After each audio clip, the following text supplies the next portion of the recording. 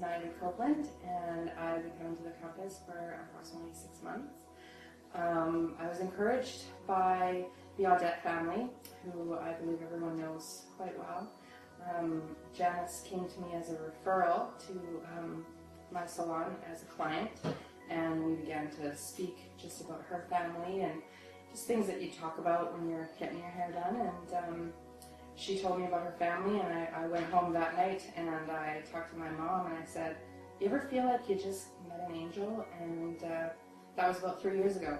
And ever since then, it's just been building and growing, and the relationship with her and her family, and subsequently Josiah and Michaela were probably the biggest instigators of, "Hey, you should come to the campus and join us for worship and see what it's about. And you don't have to stay, but come and experience it."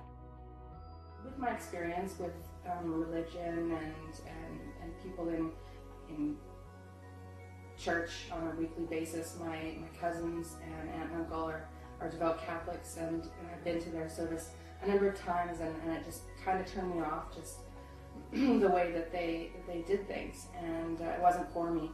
I was brought up in a Baptist family, and kind of stopped going around teenage years, and did my own thing for a lot of years. Got married, had a couple of kids, moved to Saskatchewan from Alberta. Been here like 6 years.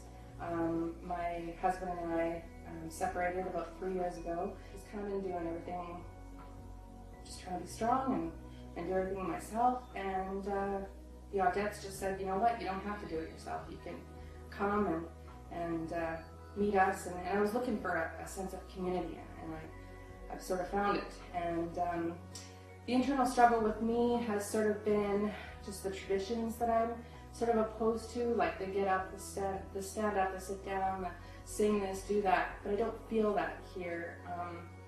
It's very loving atmosphere, and I feel like God speaks to me through Blair and through the other ministers and pastors in the church, and it's been a great experience.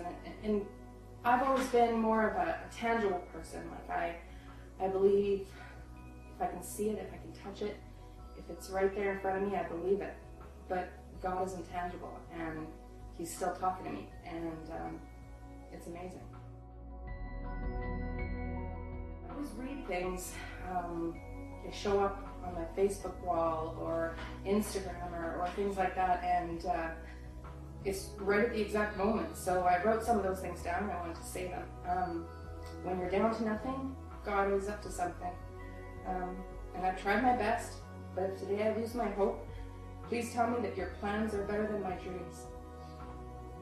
Because it seems to me to be so true.